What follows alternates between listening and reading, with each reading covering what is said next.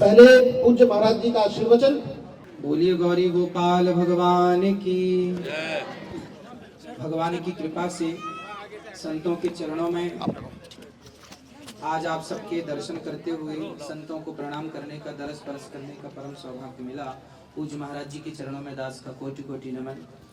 पूज्य संत जनों के, विप्र जनों के, आप अतिथि जनों के चरणों में दास का कोटि कोटि नमन। सबको जय श्रीमन्नारायण, जय श्री कृष्ण।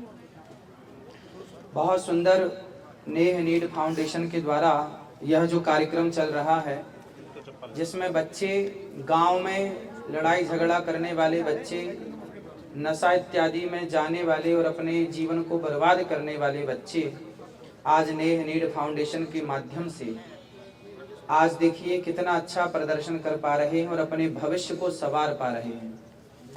एक बार सुंदर करतल ध्वनि नेह नीड फाउंडेशन के सभी कार्यकर्ताओं के लिए, जिन्होंने इतना अच्छा विचार मन में ला करके और इतना अच्छा कार्य किया कि आज बच्चे अपने पांव पे खड़े हो सकें और स्वावलंबी बन सकें। हम सबको यही कार्य करना चाहिए। आज बहुत सारे लोग क्या करते हैं गांव में कि कुछ बच्चों को, छोटे छोटे बच्चे होते हैं, उन्हें कुछ भी नहीं पता होता है, कुछ लोग उन्हें शराब पिलाना सिखा देते हैं। पहले फ्री में शराब देंगे एक पैक। कुछ लोग ऐसे होते हैं जो बच्चों को गांजा पीना सिखा देते हैं। गांव में होते हैं कुछ लोग ऐसे खुरापाती दिमाग के, जो पूरे गांव के बच्चों को बिगाड़ने का ठेका लेके रखते हैं। ऐसे लोगों से बच्चों को बचाना चाहिए। और आप सभी को जो नेह नीड फाउंडेशन कर रहा है, यह कार्य हम सबको करना चाहिए। आप अपने स्तर से करें, जरूरी नहीं है कि 100 बच्चों की सेवा करें। आप लायक हैं तो एक बच्चे की सेवा करें। आपके आसपास कोई एक बच्चा ऐसा हो जो जरूरतमंद हो, उसे आप पढ़ाएं लिखाएं अपने खर्चे से। यदि वो गरीब है और पढ़ने की इच्छा रखता है तो उसकी सेवा करें। यही सेवा है। रामचरितमानस में लिखा है, परहित सरिस धर्म नहीं भाई। सबसे बड़ा हित क्या है? किसी बेसहारा को सहारा देना और किसी बच्चे को योग्य बना देना। यदि ये बच्चा रास्ता भटक गया, चोरी करने लग गया, आतंक के संरक्षण में चला गया, तो यही बच्चा समाज को बहुत बड़ी क्षति पहुंचा सकता है। यदि ये बच्चा गलत राह पर चला गया तो ये समाज को बहुत बड़ी क्षति पहुंचा सकता है। और यही बच्चा यदि सही राह पर चला गया तो विवेकानंद बन के राष्ट्र का गौरव बढ़ा सकता है, राष्ट्र का नाम कर सकता है।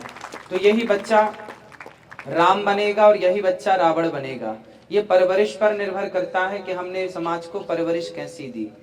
यदि आपके गांव में, आपके मोहल्ले में, आपकी सोसाइटी में कोई बच्चा यदि वो चैन चोरी कर रहा है, मोबाइल चोरी कर रहा है और वो गाली गलौज कर रहा है, किसी बहन बेटी को छेड़ रहा है, तो केवल उस बच्चे की गलती नहीं है, हम सबकी भी गलतियां हैं कि हमने उस बच्चे को पकड़ करके उसे सही गाइड क्यों नहीं किया, उसे मोटिवेट क्यों नहीं किया, सही दिशा में हम क्यों नहीं ले गए।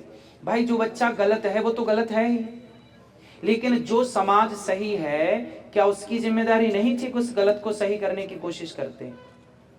इसलिए जब कोई भी बच्चा गलत रास्ते पर चलता है तो केवल वो बच्चा गलत नहीं होता, आसपास के लोग भी गलत होते हैं जो उसे रोकते नहीं, जो उसे सही गाइड नहीं करते, सही मार्गदर्शन नहीं देते। इसलिए नेह फाउंडेशन के द्वारा जो कार्य चल रहा है, नेह नीड फाउंडेशन के द्वारा, यह बहुत श्रेष्ठ है और हम सबको प्रेरणा लेनी चाहिए।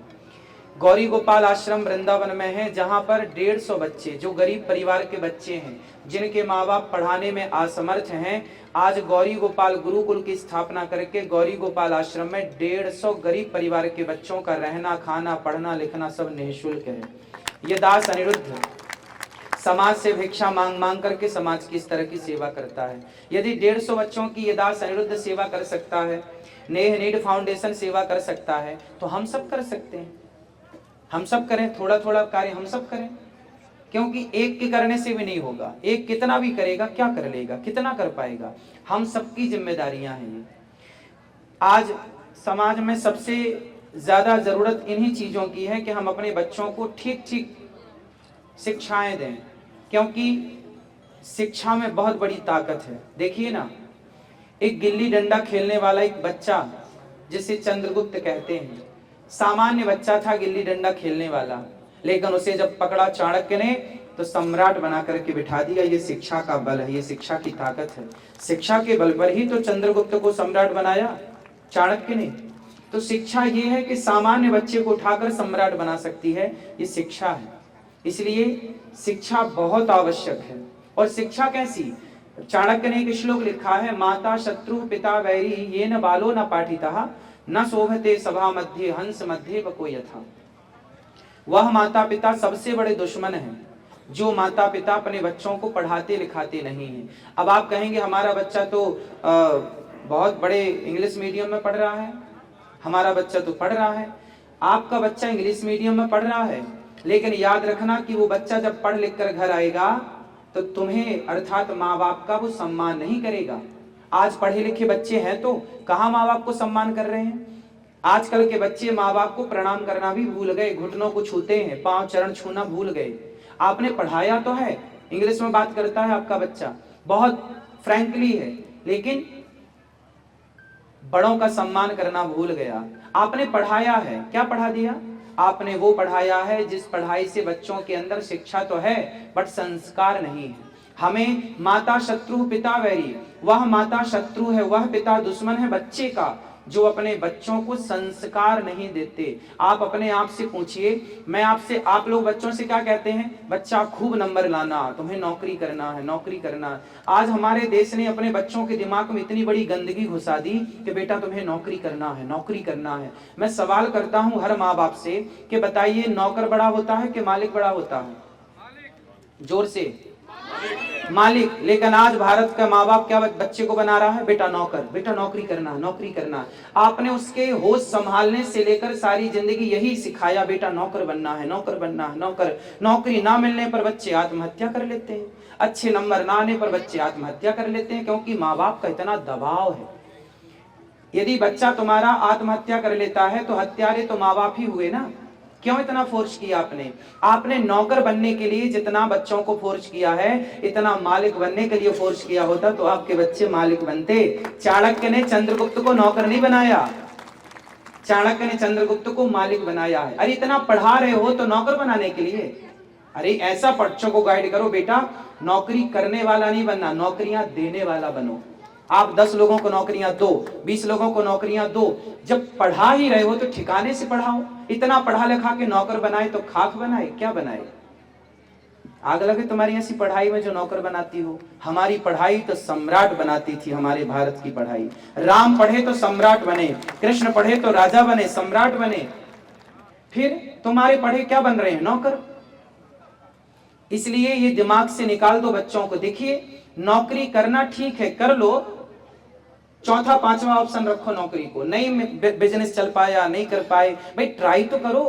सरकार भी कह रही है लघु उद्योग डालो, छोटे छोटे बिजनेस कर लो, काम कर लो, है ना। जब आपकी बिजनेस ना सफल हो, ना चले, ना सफल हो पाओ तो आखिरी में नौकरी ठीक है, क्या करो। लेकिन आपने पहले नंबर पर नौकरी को रखा है, पहले नौकर ही बनना है आपको। टाटा बिरला अडानी अंबानी भी सोचा होता कि चलो जी नौकरी करते हैं तो तुम्हारी तरह होते भी क्या ही नौकर, लेकिन उन्होंने नौकर बनने का नहीं सोचा, उन्होंने मालिक बनने का सोचा। तो संसार का हर पढ़ा लिखा व्यक्ति आज टाटा बिरला के घर नौकर है। पढ़ा लिखा व्यक्ति नौकर बनने को तैयार है। आपकी ताकत है, आप में दम है तो बनाओ ना नौकर पढ़े लिखे को। आप अपने घर में रख लो नौकर। जितने बड़े बड़े पढ़े लिखे लोग हैं आपके घर में 50,000 में आ जाएंगे, 1 लाख में आ जाएंगे। आपकी ताकत तो हो, क्षमता तो हो, लेकिन आपने सोच ही कुएं के मेंढक वाली बना रखी, छोटी सी सोच। बस 25,000 की नौकरी मिल जाए, 1 लाख की नौकरी मिल जाए। बिजनेस क्यों नहीं करना भाई? दिमाग लगता है उसके लिए। इसलिए बच्चों को बचपन से नौकर बनाने के लिए तैयार ही मत करो। मैं गौरी गोपाल में 150 बच्चों की सेवा कर रहा हूं। मैंने बच्चों से कभी नहीं कहा कि तुम्हें नौकर बनना है। मैं कहूंगा 1 लाख की नौकरी भी आए तो लात मारना है बेटा, तुम्हें लाखों के नौकर रखने हैं, तुम्हें नौकर नहीं बनना है। मेरी पढ़ाई का मतलब क्या हुआ? मैं तुम्हें नौकर बनाने की थोड़ी पढ़ा रहा हूं। मालिक बनो बेटा, नौकरियां देने वाले बनो। कब तक ये नौकर बनोगे?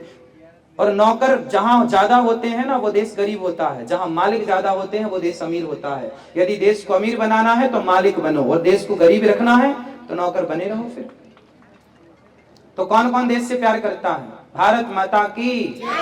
नौकर बनोगे कि मालिक? हाँ, नौकरियां देने वाले बनो, नौकरियां लेने वाले नहीं। चलिए, आप सब सुखी और स्वस्थ रहें।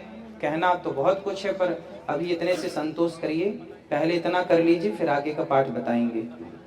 ठीक है? सबको जय श्रीमन नारायण, जय श्री कृष्णा। अभी सिकंदराबाद में कथा चल रही है, आप सब भी आइएगा। और वृंदावन में गौरी गोपाल आश्रम में 150 बच्चे ही नहीं, 290 वो माताएं रहती हैं जिन माताओं को अपनी औलाद ने घर से निकाल दिया है। संस्कार ना होने के कारण बच्चे निकाल देते हैं। गौरी गोपाल आश्रम में 290 वृद्ध माताएं रहती हैं और ये दास अनिरुद्ध सेवा करता है। पूरे भारत की सबसे बड़ी रसोइयों में एक रसोई गौरी गोपाल जी की रसोई चल रही है, जहां 30,000 लोग पर डे प्रसाद पाते हैं निःशुल्क। 24 घंटे रसोई चलती है, कभी भी आकर आप देख सकते हैं। कोई भी आ जाओ वृंदावन में, सबको पेट भर भोजन मिलता है। भगवान बिहारी जी सब कार्य कर रहे हैं, करा रहे हैं। आप सबका आशीर्वाद है। सबको जय श्रीमन नारायण, जय श्री कृष्णा, राधे राधे। स्वामी जी को चरणों में कोटि कोटि नमन। राधे राधे।